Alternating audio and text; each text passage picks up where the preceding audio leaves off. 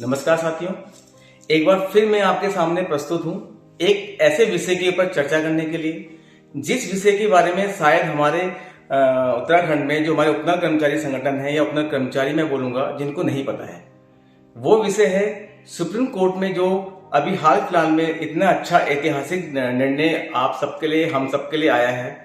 उसमें ऐसी क्या चीजें हैं कि जो सरकार को करनी पड़ेगी या कर सकती है, क्योंकि हम देख रहे हैं कई कर्मचारी हमें फोन के माध्यम से, ग्रुप के माध्यम से और कई संगठन के अलग अलग पदाधिकारी अपने अलग अलग तरह से बयानबाजी कर रहे हैं।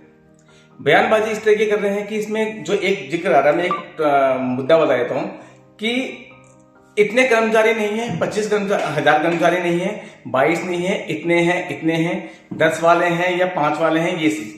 तो मैं इसके ऊपर थोड़ा आपका ज्ञान थोड़ा खोलूंगा। आपसे मेरा सवाल है, सुप्रीम कोर्ट में जो एसएलपी खारिज हुई है वो किसके ऊपर हुई है? हाई कोर्ट की। उसमें हाई कोर्ट में जो डिसीजन हुआ था हम सबके लिए, वो एसएलपी जो सरकार लेके गई थी वो खारिज हुई है सुप्रीम कोर्ट में। उसका मतलब होता है कि यथावत जो निर्णय हाई कोर्ट ने हम सबके लिए किया था उसको ही लागू करेंगे या उसको हम छेड़खानी नहीं करेंगे। तो अब बात आती है कि हाई कोर्ट के ऑर्डर में क्या था। जैसे कि हमने आप सबको बताया कि हाई कोर्ट के ऑर्डर में ऐसा कहीं पे भी नहीं है कि यहाँ पे कहीं 10 साल का जिक्र है या यहाँ पे ये जिक्र है कि चतुर्थ श्रेणी का है या ग्रुप सी है या ग्रुप डी या ग्रुप ई या पदों के सापेक्ष है या बिना पदों के सापेक्ष है। जब ऐसा कोई जिक्र ही नहीं है तो हम अपने तरफ से क्यों सरकार को ये बताएं कि सरकार आपको इतने ही लोगों को करना है, जो कि गलत है। अभी हमारा मामला पेंडिंग में चल रहा है। पेंडिंग में मैं बोलूं तो रिव्यू में, जैसे आप लोग सुन रहे होंगे, सरकार रिव्यू के लिए सोच रही है, अभी तक गई नहीं। अगर वो चली जाती है, एक्सेप्ट हो जाता है, उसके बाद का फिर एक नया कार्य हमारे लिए भी हो जाता है कि हमें फिर एक वकील को खड़ा करना पड़ेगा या उन्हीं वकील के माध्यम से हमको उन मुद्दों पे बात करनी पड़ेगी जिन मुद्दों को लेकर सरकार गई है। तो ये विषय भी बात का है।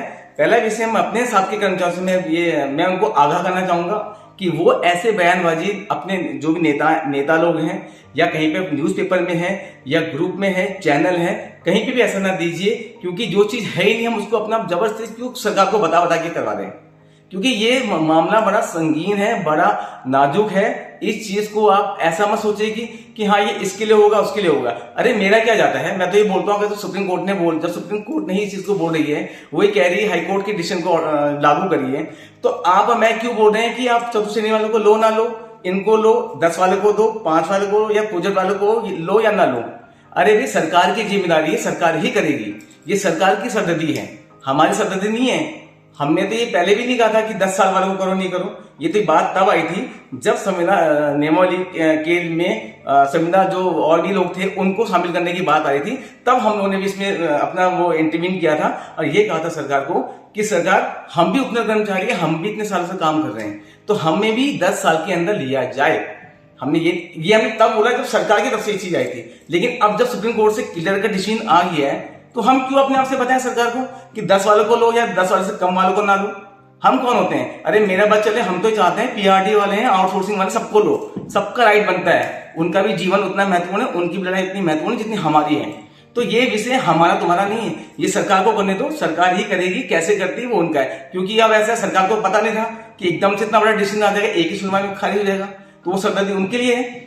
तो ऐसा है, सरकार को करने सलाहकार ना बनिए, आप लोग अपनी सीट में आके अपना काम करिए, संगठन के प्रति वफादार रहिए, विश्वास बना के रखिए कि अभी भी मौका है कि हम सब कर्मचारी अपनी एक ही मत रखें और उस चीज के बारे में ना बोले, ना वो सरकार के पास दे जिस चीज का हमें खुद का ज्ञान ना हो।